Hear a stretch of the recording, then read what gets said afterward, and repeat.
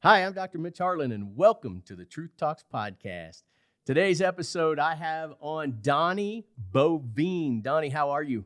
Good, brother. I've been looking forward to hanging out with you. Already a little bit of a banter going back and forth. I can tell you, this can be a hell of a conversation. So I'm looking forward to this, man. You know, that's what I always like. I always like when someone matches my craziness or my personality. Then it's no longer a podcast. It's just two dudes bullshitting, and I kind of love that, man. Oh yeah. So I'm gonna, if you don't mind, I'm gonna just read a little bit about you to give kind of a background to our listeners and so on and so forth, and then we're gonna get down and dirty if that's good with you. Yeah, let's do it, brother. So this is Donnie Boivin. He's a Marine Corps veteran and a 20-year sales guy who got tired of living other people's dreams and making them wealthy. So what'd he do? He took the biggest risk of his life and opened up his own business, Success Champions, and run it straight into the ground. That's my favorite part of this whole thing. It's my favorite part. Obviously, it's no longer in the ground. So I'm going to just jump in, man. So one of the things I love about guys like you is the realness. And business is freaking hard. It's complicated. There's a lot of different things, and you got to experience this. I want to thank you for your service. Obviously, that's a big thing that we do. I want to talk about the businessman you are. So give us a down low of who you are. So from screwing up or what I've created now? Well, I got to start with the screwing up because that's what everybody does first. Yeah, let's do it. So, man, I grew up in a blue collar world, man. Dad was a truck driver. Mom worked in factories. And, my dad ended up retiring from Xerox as a technician working on copiers. My mom retired as a receptionist for an eye doctor. And I tell that, I grew up in a world where you went, you got a job, you worked for other people, and so I was 40 years old before I even knew that I could start my own business and do this thing, whatever the hell it's called, being an entrepreneur. I don't even know what that really means, but right. It's hard to spell too. Yeah, dude, I fuck it up every time. Me too. Every time. Where the hell does the E and the U go? Why is Dude, I jack it up so bad that even spell check doesn't know what the hell I'm trying to say. Word not found. So, and when I turned 40 in 2017, I was starting to hear that a lot of these guys like Gary Vee, Tim Ferriss, even Tony Robbins, all these people were like, start a business, get in the game. Well, at that point, I was working for a sales training organization, supposedly was one of the top sales trainers in the country, and was living the great life. My wife and I had built our dream farm. I'd built a second house on my property for my mother-in-law to live out her last years, and she's still with us. But, and I really thought that, being a sales trainer guy was going to be my end all be all. Well, in that sales training company, I picked up partner, and me and my then business partner went out to this dinner to kind of talk about what the buyout was going to look like. And I was going to take over the entire company. And that was going to be the game plan. And during that dinner, he said something that just completely transformed my life. And what he said to me was, Donnie, thank God you're my retirement plan. Now, here I was, a guy then working for at this point, 20 years. And I got somebody looking at me saying, thank God I'm your retirement plan. And man, I got to be honest, when he said it, I immediately said, dude, it's been my honor. I've loved working with you. You're a hell of a guy. But after that dinner, dude, I went and sat in my truck and I went, dude, what the fuck are you doing? You were literally somebody else's retirement plan. And I looked over my entire journey and I'd always been somebody else's retirement plan. So 15 days with kind of the courage of listening to the Gary V's, the Tim Ferriss, reading books by Jen Sincero, 15 days later from that moment, I walked away from it all and I left everything behind. Well, within 24 hours, 2 attorneys showed up on my farm and served me my non-compete papers that I didn't remember signing 7 years prior. And, I called my attorney up because the only thing I knew at this point, I'd spent 20 years in straight commission sales. I knew sales. And now these non-compete papers were saying I couldn't talk about sales, sales training, business development, sales management, anywhere in the fucking world. And so I called my attorneys up. I'm like, dude, we got to go at this. I said, we're in Texas. Non-competes don't hold up. And they're like, hey, we can beat this. But here's what you need to know. It's going to cost you about $500,000 to go after it. And probably by the time we're done fighting it, your non-compete's going to be up anyways. So I went, shit. So I started my business as a success coach. Dr. Mitch, I got to tell you, brother, I have no clue to this day what a success coach is. It is obviously some sort of business whore that just says yes to whatever comes my way. And dude, so out the gate, I was doing this half-ass coaching, consulting, fucking anything to try and spin a buck. I mean, I could have just walked down the street and freaking tried to hook it for all I was, doing with shit. Were you the 28-year-old life coach at that point? Oh, dude, pretty much. Pretty much. And it was bad. It was ugly. Well, I was also throwing a shit ton of money at it. So we had a small little nest egg that, we'd set aside for a rainy day. And, I was doing all the things everybody, the now gurus were saying, like, build a course, fucking build these funnels, do all this shit. And so I was throwing a shit ton of money. I don't even want to tell you how much money I threw at it, but a lot. In 6 months of doing all of this and trying to figure out the business, I stood on the back porch of my farm, looked my wife dead in the eyes and said, babe, we're about to lose everything we fucking own. And I was fucking up. I didn't know what I was doing.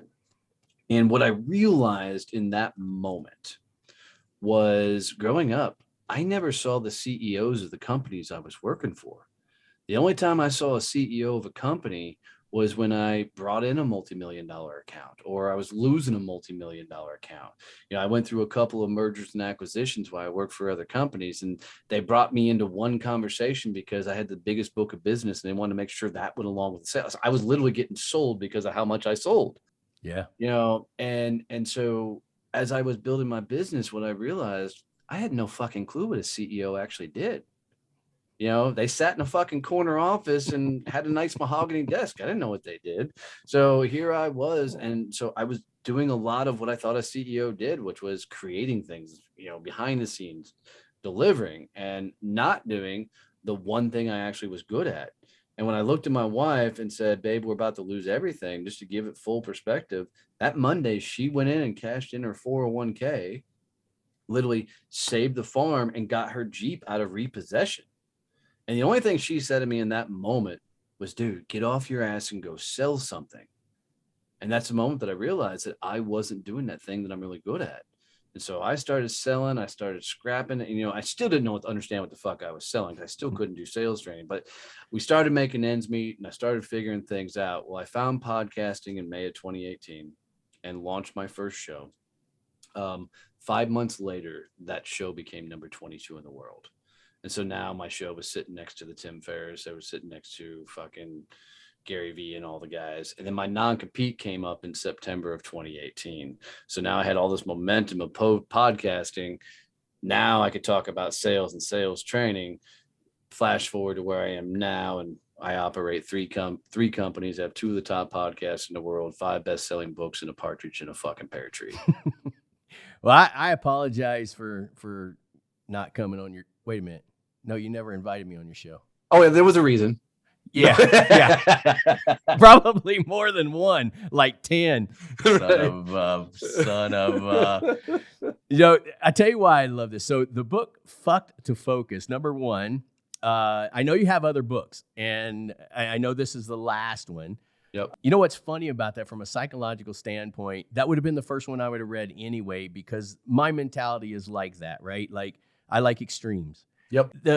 The idea that a guy comes out is vulnerable about saying that, I always say this. The only person that I really trust is a guy that's willing to tell me all of his dirty secrets and then be like, that's it, buy it or not. And I get that feel from you. And I was doing a lot of research on you, listening to a lot of stuff you've done. And I get that feel with you. Is that an accurate assessment? Well, I mean, here's the thing. Building a business is honest to God been the toughest thing I've ever done in my life, dude. I did 4 years in the Marine Corps and 20 years straight commission sales, and neither one of those hold a candle to fucking building a business. And when we got to the place where I was legitimately going to lose everything, now let me say this: my wife would have stayed with me through the whole thing. She's a fucking amazing woman. And people keep telling me my next book better be the shit that my wife said that saved my ass, right? That's right. So that book is actually in the works, but because what my wife wants, she gets, right? I just say, yes, ma'am. May you want another? So, but when I got to that point, I wasn't reaching out to anybody, and I didn't want anybody to know how bad it was, right? I was scared to death that if people knew how bad I was, a little bit of business I had would fucking instantly leave, because why the fuck would you take advice from a guy who's going to lose his fucking farm and lose everything he's created? Tony Robbins scarcity, right? Right. Right. And I really thought that, man, if one person while I was going through that moment would have said, dude, this shit's hard. But everybody in the marketplace was saying how awesome and easy, and you should do this and become this fucking Instagram type millionaire, and entrepreneur was like this buzzword. And so nobody ever came along on that ride and said, dude, it's all right. You got this. Let's go. Right. This shit happens. Let's put one foot in front of the fucking other and let's start to get to work. Let's grind this shit out. Let's get after it. I just so wish one person would have fucking done that for me, but nobody ever did. So I've told myself, and people have asked me, why do I think I found some of the success I have? And it's 100%. I'm going back and doing what I wish some motherfucker would have done for me. And my entire business is built on that core. I mean, the book, Fuck to Focus, the number one feedback I've gotten is the number of people that have come up to me and like, dude, I felt like I was just having a conversation with you through that entire book. Because as you're sharing your story, you're not doing it from, hey, let me show you how awesome I am in where you're getting. No, let me show you all the shit that I fucked up and then what I figured out from fucking it up. And that's how I will always move through, because it goes back to, and you said it kind of in the pregame, man, 8 seconds can change somebody's life. And that's where I'm at. Is there's so many people trying to build businesses. There's so many people trying to create their own freedom in this life and world. My story, although it was vulnerable for me, although it got dark as fuck for me, although it was tough, and in some situations I still get choked up trying to fucking tell it, dude, somebody's going to hear that story and go, all right, I got this. And that's all I give a shit about. That's why we put you on Truth Talks, because that's our motto, man. We just want one person to make a big change. And you're the kind of guy I love, especially in this deal. Now, you mentioned a few names. I'm guessing between Tony Robbins, Gary Vee, and a bunch of other ones. Was Gary Vee your favorite? Actually, Gary, I mean, he did a lot, but probably the biggest trigger for me, the person that actually did something that I did something with, is a gal by the name of Jen Sincero. And she wrote the books, You're a Badass at Making Money. But it was in the book, You're a Badass at Making Money. She says this exact phrase. She says, why isn't there somebody on stages that is inspiring people and who cusses like a fucking maniac? And I'm like, hey, she's talking right to me. I'm that guy. Well, that's why I went with Gary Vee, because he says fuck every other word. I'm like, that must be his inspiration. He's right there. Don't get me wrong. All right. So tell us, the Gary Vees, the Tony Robbins, these people can be a little bit intimidating to people, right? Like they're this kind of way stardom type thing. And a lot of people get turned off by that. And they're like, it's just one of those things where I don't know if I can ever live up to that type of hype, if you will. And this is why guys like you have these successful life-altering programs. So tell me about it, so somebody would be able to reach out to you starting a business. Yeah. So the easiest way is go to DonnieBoivin.com. You'll find a lot of things there. But the biggest thing for me, and if you really want more information on start a business, I mean, you can text the word success to 817-318-6030, and we'll send you a whole bunch of stuff that'll help you along the way. But for me, everybody has it really in them, right? They can do this. And I think the most exciting thing for me, and I got to give Gary Vee the props on this. Gary Vee at one point said, it's not about becoming an influencer. It's about documenting your journey. And so I hope that as my success continues to go, that because I've been telling this story all along, that nobody's going to look at me and say, well, this shit was fucking handed to him. It's like, I got a buddy named Cody Jinks that's gotten really big in the country music scene. Well, Cody taught me to fucking wait tables at a Bennigan's restaurant once upon a time, right? Cody and I have been fucked up drunk on several occasions, just a good dude.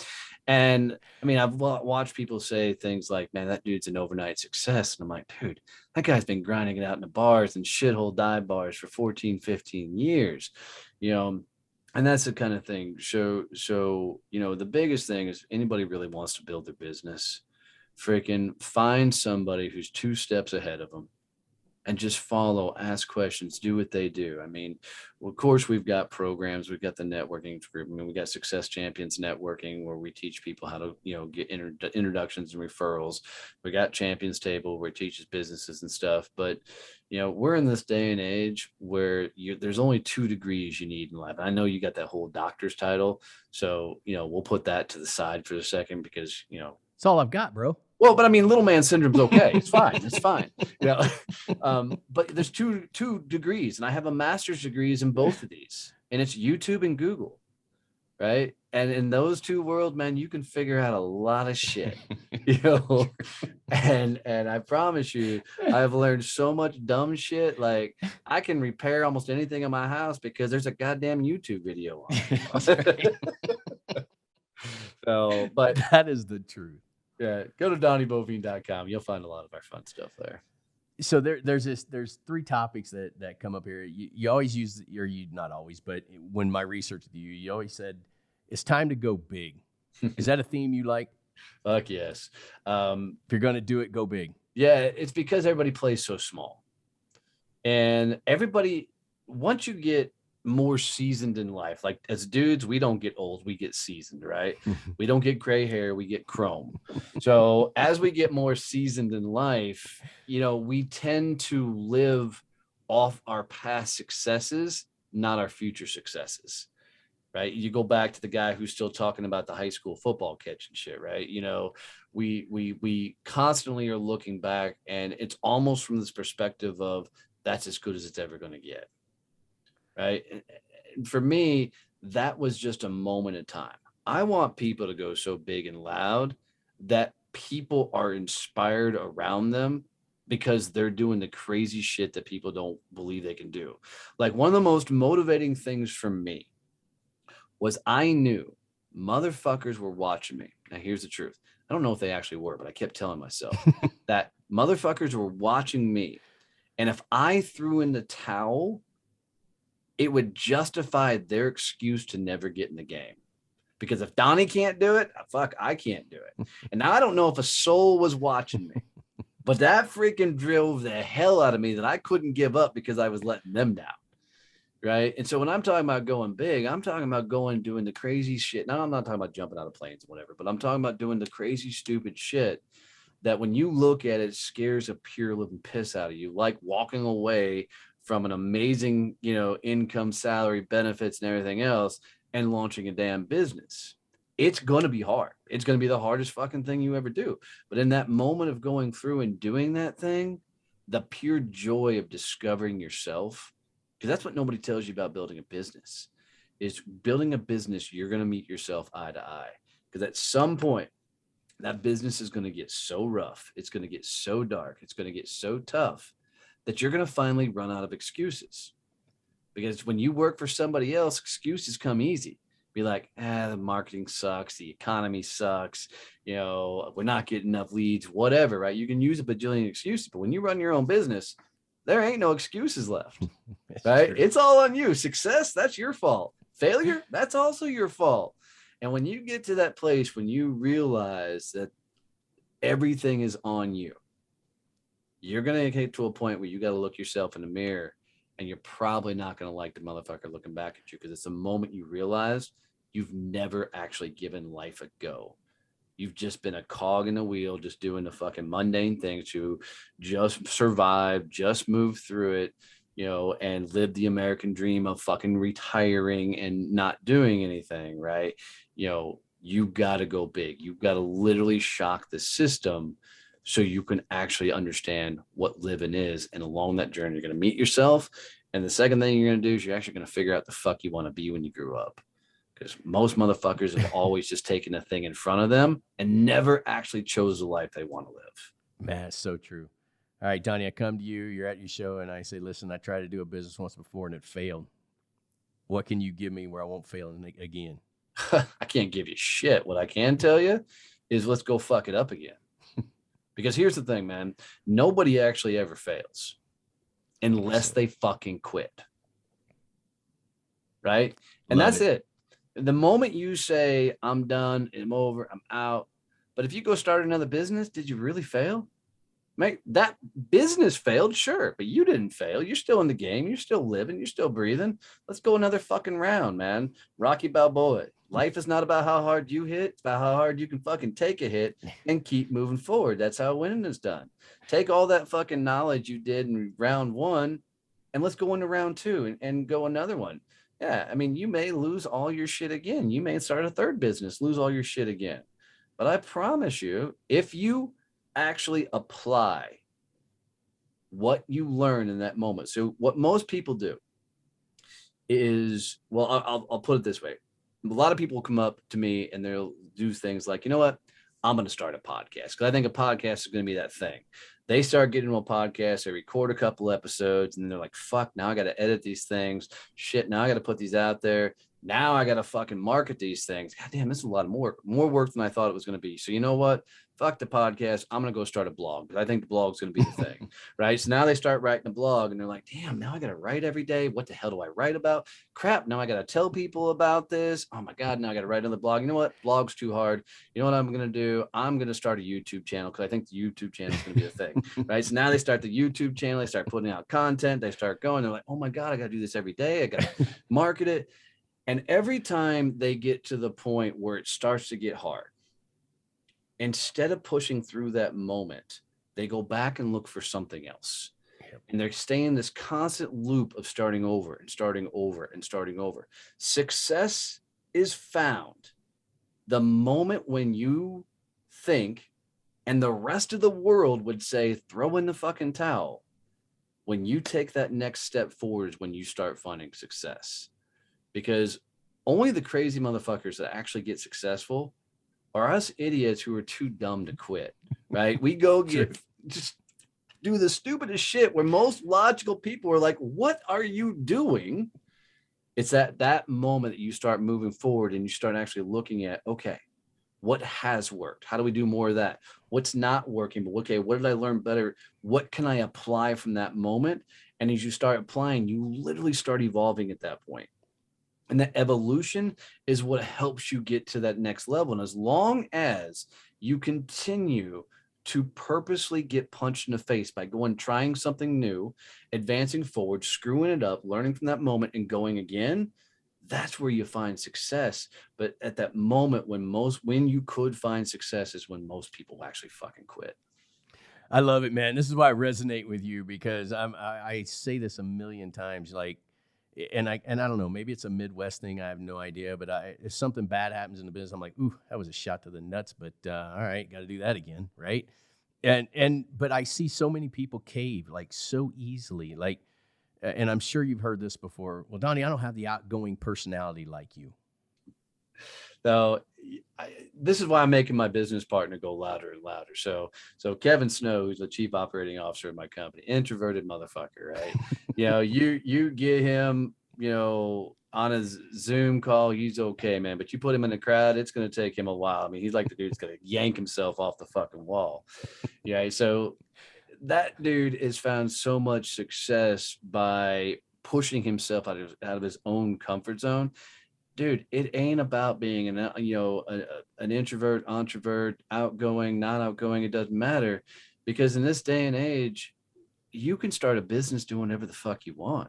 You could actually start a business. Like, I'm not into all these crazy ass business ideas, but this first one that popped in my head. You could literally start an Amazon drop shipping business and never talk to a fucking soul. I mean, so being an introvert, extrovert doesn't mean a damn thing. It's just an excuse that you're using to not get in the fucking game.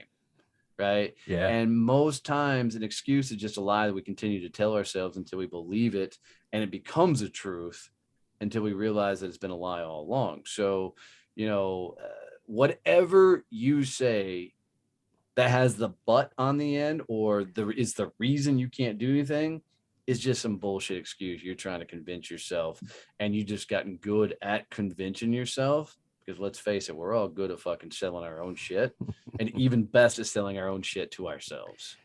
Yeah. Oh man, I love that 8 seconds, man. So you wrote other books. Tell us a little bit about them. Yep. So the first book I ever wrote was How to Be a Success Champion. And that was my first attempt at trying to share my story a little bit, but help people figure out networking, sales, that side of things, because that was the world I knew.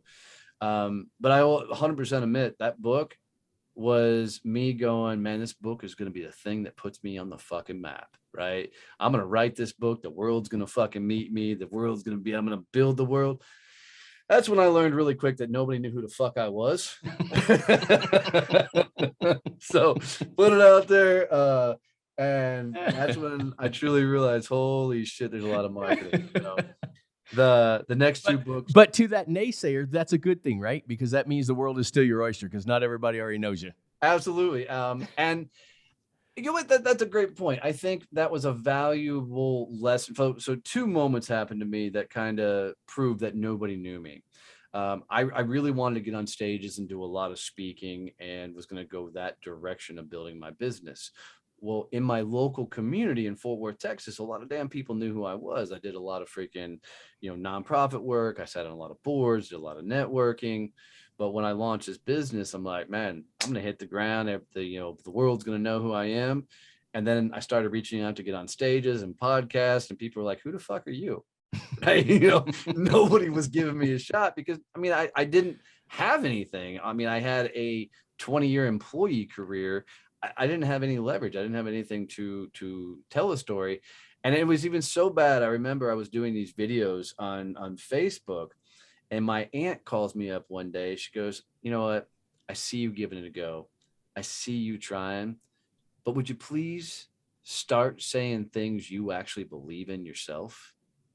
And it's because I was trying to be Tony Robbins. I was trying to be Gary Vee. I was trying to be everybody else's stuff and put out the kind of their content and their vibe. I didn't even have my own message figured out. And so I was trying to be all these other people, and it wasn't working. I actually had to go live my own life to figure out my own stories to tell. And then, when I put the book out, it was the second time that I realized nobody knew who the fuck I was. And I didn't have all my things put together to tell a story. But it was a step. You took a step that most won't. Totally. And then, the next two books were Your High Vibe Business and then Joy Stacking. And I co-wrote those with Lord Franco. And it was a fun process because she's a huge book publisher, has a massive following of people. And we were going through the processes of how to think differently. And probably of those two books, Joy Stacking was the funnest one to write because people do what I call misery stacking. And what happened is Laura and I were on a call, and I said, man, misery just loves company. And man, when you're miserable, you're going to just keep stacking on to find more ways to be miserable and make sure everybody around you is miserable, because you're going to misery stack all this shit. And she looked at me and she goes, dude, I don't want a misery stack. I want a joy stack. And we were like both at the same time, like, ooh, we can write that book. So that's when we wrote the book to flip the script on that. So that was a lot of fun. And then I realized that really my gift to people and the things I'm going to do is be able to break things down in kind of a big bird nature. So the next book that I wrote was Endless Stream of Referrals. That book is 34 pages long. And I don't like fluff. I don't like BS. And it's literally just 10 strategies on how to get a shit ton of referrals coming into your business. It's quick in, quick out. I wanted people to be able to read it in a half hour, 45 minutes, get in, get value, get out. But by the time I got to Focused, I said, dude, we're going to lay it all on the line. I'm going to literally tell everything I wish I knew building a business, all the shit I wish somebody would have said, all the structure. And I start the book off pretty much saying, look, this isn't your business guide, your guru, your playbook. This is just the shit that I've fucking done. If it works for you, cool. If it doesn't work for you, throw it in the trash. It's totally fine. But, this isn't a step-by-step. You got to do all the shit this way. This is written as a reference material for you to come back as you're struggling going through it. And I think because I wrote this one that way, I tell you, I put my soul in those fucking pages. That's what's allowed it to see. Because that book by itself is outsold all my other books combined by 10, 20 times. It's insane. So it's been a lot of fun to have that one going. That's awesome. Do you believe that a person has to have, I believe this, you got to have somebody that coaches or mentors you, or at least motivates you on some sort of basis. We've mentioned Tony Robbins, Gary Vee, these types of guys. I always say whoever your network is, whoever you surround yourself is what you become. Do you agree with that statement? Yeah. So there's a yes and. So I think that everybody needs early on in life somebody to be chasing. So I can tell you guys like Gary Vee, guys like Tony Robbins, a lot of these people, there's a good portion of me that looks forward to the day that I'm standing on those big ass stages, with the thousands of people in the crowd. Right. So that to me is like Gary Vee's The Jets. His big thing is I'm going to buy the Jets someday. Right. But, filling Dallas Cowboys Stadium, so I can impact that many lives. That's my Jets move for me. And so when I think about that, that's who I'm chasing. I'm not a big fan of a lot of coaches because a lot of coaches are just broke assholes that couldn't get a job and now they're trying to just teach everything. So I don't always I love you, man. I love you. That's a good shit. As my wife says, nobody has to wonder what I'm thinking. So, but Jim Rohn said it best. You become the 5 people you surround yourself with. What Jim didn't say in that statement is it's not just the 5 people you surround yourself with. It's the 5 people you also take purposeful action with. So it's the 5 prospects you're trying to sell to. It's the 5 clients you're trying to work with. It's the 5 people that you're networking with. It's the 5 people you're hanging out with. That 5 circle moves based on the situation you're in, and you got to constantly be checking your 6s. But the one thing I disagree with that philosophy is you're always going to be around your family. You're going to be around some friends. Like I got friends that I've been friends with for 30 fucking years. You know what? These people are happy. They enjoy their life. They're never going to go big, crazy, and do all the stupid shit that I'm willing to do. And that's okay. I love hanging out with them because I don't have to talk business all the time. I don't have to. I get the chance to let my hair down and just, have a fun conversation and geek out with them. I am very purposeful about where I'm getting input of things I'm moving through life. So if I'm going to go learn more about business so I can further myself, I'm going to go find the 5 motherfuckers that are doing the things that I want to. I'm going to get myself in their world. If I want to go get better on money, I'm going to go find the 5 people that are better in money than me. And I'm going to go get in their world and learn by osmosis. But you don't always have to be on. There's moments in life where you can let your hair down and just go be. Like being around my family, they're a bunch of country folk, good damn people, right? For me, that's like a grounding that I need as I continue to go bigger and bigger. Because once you go home, there ain't no big time. And once you get back to the house, you try and big time, the whole family's going to knock you the fuck out, Dude, that's the same. I mean, our lives are parallel, man. My brother's first ones, I'd be like, yeah, you're just bullshit behind a mic. I mean, what are you doing there? Right. But you know what's fun about that, and I loved what you said. And as a matter of fact, I might even bring up an argument in the fact that maybe those 5 people are the most important in your life. Could be. That grounding, man, is such a it's humanity. It puts the realness back in your life if you kind of get lost a little bit. Well, for sure, dude. They know the stories. Like they know the real you. Right. They know where it comes from. And no matter how loud I can go and how many stories I tell, there's always going to be stories that they remember that I forgot. So, not to mention your buddies in the Marines, right? Right. So,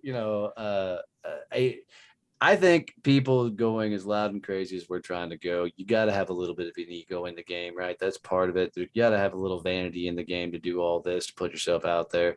But you also need somebody that can knock you down to your fucking knees, to make sure that the shit doesn't all go to your head.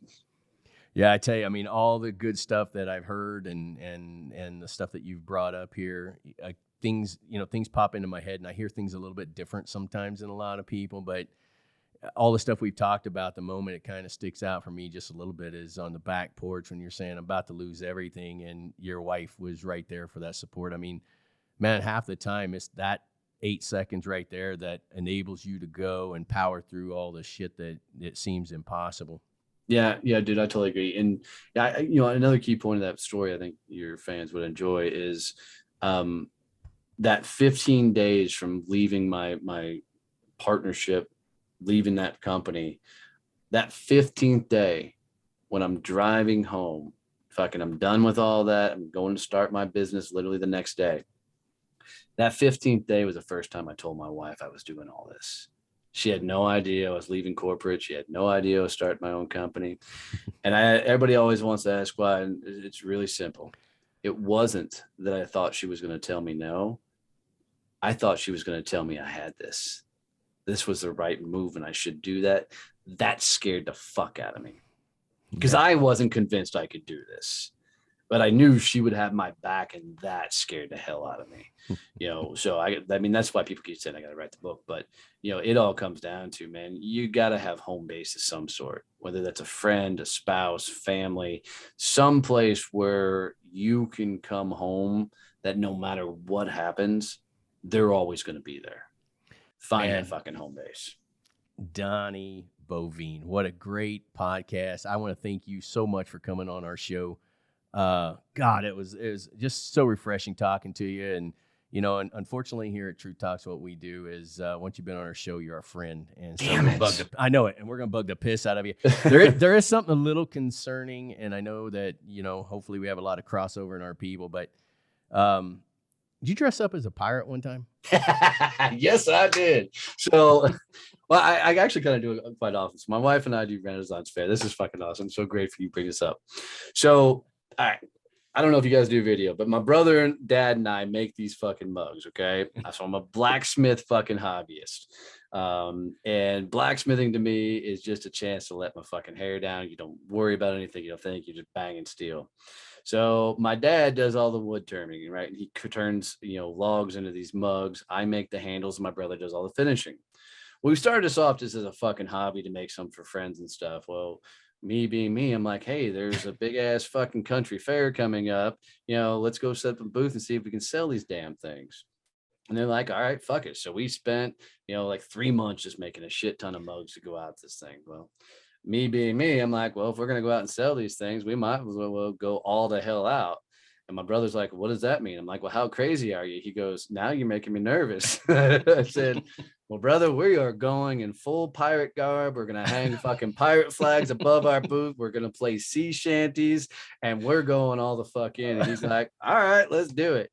So we go out around 100-degree day in a freaking country fair called First Monday Trade Days. And my brother's all set up playing sea shanties. He's all in pirate garb.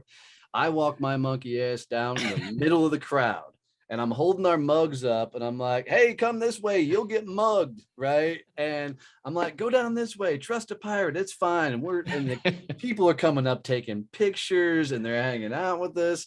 And we're just having, and my brother's down there. My brother's never met a stranger in his damn life. So he's having a blast and he's all like 5 foot nothing. So he kind of looked like an Oompa Loompa as a pirate.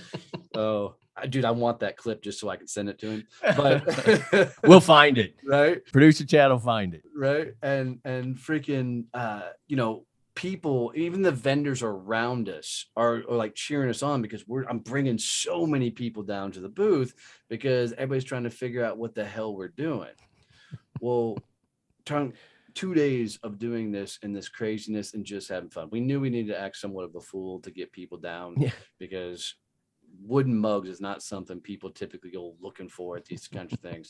Dude, we sold $4,000 in mugs that weekend, right? Just as a hobby, something fucking. We had other trade shows and fairs are like, hey, we have this whole pirate fest. We'd love for you guys to come. I'm like, sure, send us information, and it was such a cool experience. And the number of kids came up and took pictures with us. It was such a cool thing. And then, I came back to LinkedIn. That's how everybody found out about it. I put the post out. I'm like, look, some of making it in this life, it's to literally not give a shit what anybody thinks about you. And we had so much fun, even though the second day we were miserable because we were so damn hot, but we had so much fun being out there acting a damn fool. And by the way, if you guys hear this, go check out Topps Wooden Creations on Facebook. It's primarily my brother's business, but that's where he does all the cups and does a lot of wood turning and stuff. So go check him out. But it was a cool experience, one that we'll live with forever. And, now I get to use it on stages and everything else. I'm like, dude, if I can dress up as a fucking pirate and go heckle people that aren't expecting a pirate to be in a crowd, you should not have too much of an excuse about whatever's holding your ass back. Might that not be the first golden rule? Just go all in, regardless of, just go all in. All right, Donnie Boivin, thank you so much. I did notice as I was doing my research, you were doing another podcast, and then all of a sudden I saw you take a drink, and it was this. It literally looked like a whiskey barrel with the handle, and I'm like, oh man, there's got to be a story behind that. Where the hell did he get that from? Thank you for coming on our show. I guess the last question I'd ask is, what's the best podcast you've ever done? Oh, well, right now at this particular moment, the one I'm sitting on. But let me do this for you, because, you know, having my own podcast, I can tell you one of the hardest thing in the world is building your audience. So let me do this for you. So guys, if you got any tips, any tricks, any value, whether it's this episode, past episodes, or the like, do Dr. Mitch a favor and just share this episode with one person who needs to hear this message, hear these stories, be impacted by these words. Share it with one person. It's literally like you walk up and you give them a virtual hug. Telling you, growing my own show, trying to meet as many people as possible with great stories and great conversations. Go share this one person. It'll mean the world to him. Donnie, thank you so much. So much. My honor, brother. Thanks for having me.